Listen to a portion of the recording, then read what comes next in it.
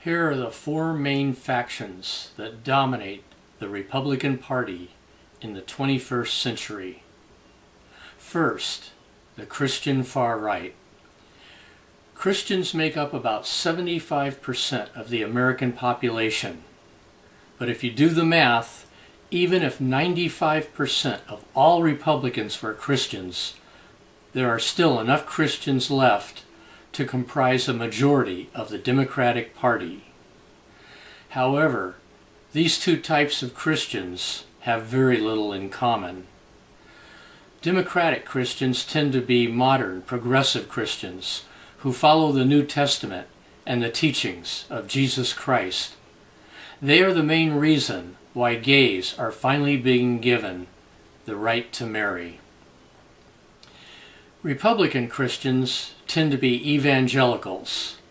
They are Old Testament, fire and brimstone Christians who reject science and embrace fear, hate, and violence.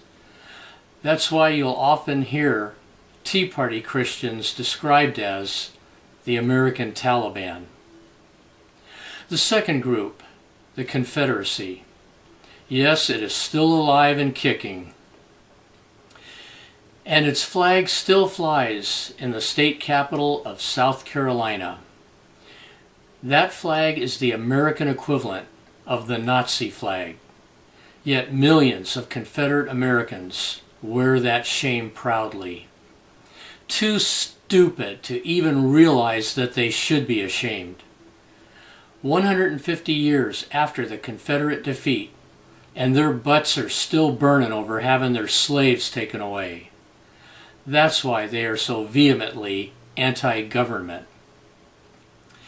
Historically, the Confederacy congregated in the Democratic Party from the time of the Civil War until Democratic President LBJ signed the Civil Rights Act in 1964.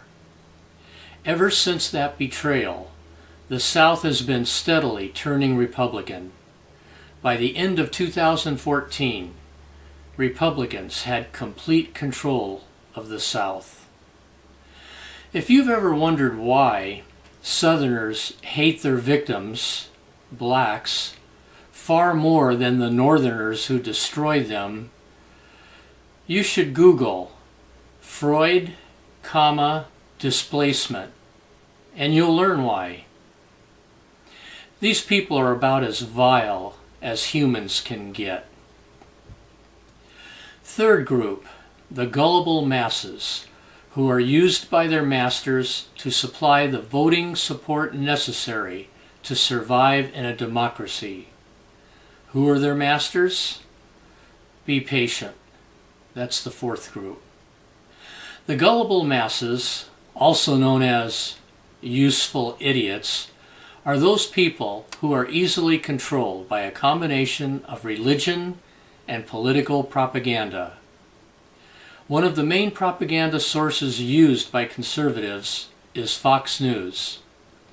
Like all cults, Fox trains its followers to distrust outside sources of information, while at the same time lying to them constantly.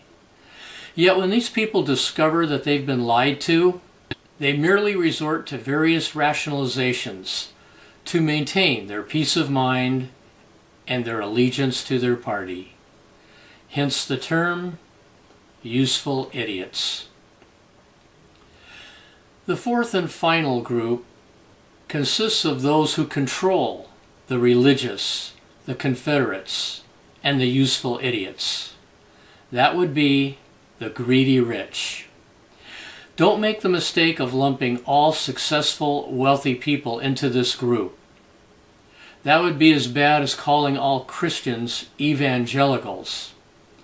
The greedy rich are those who use their money to influence government in a way that increases their wealth at the expense of everyone else, because too much is never enough. They are enabled by the politicians who work on their behalf. These politicians may be members of the greedy rich themselves, or they may simply be useful idiots. So thank you, Republicans, for bringing together under one roof, so we can keep an eye on them, America's greatest enemies. The only other organization that keeps most of our enemies in one place for us is the prison system. The difference is those in the prison system can no longer hurt Americans.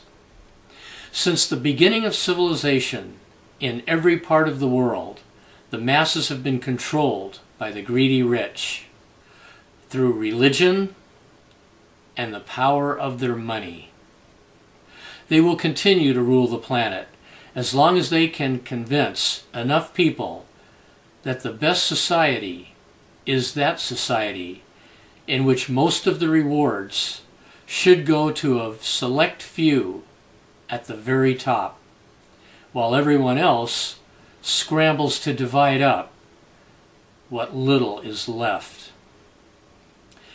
If humans can somehow learn how to govern themselves intelligently, only then will they be able to divert civilization from the direction it is heading and redirect it towards a path that will benefit all of humanity.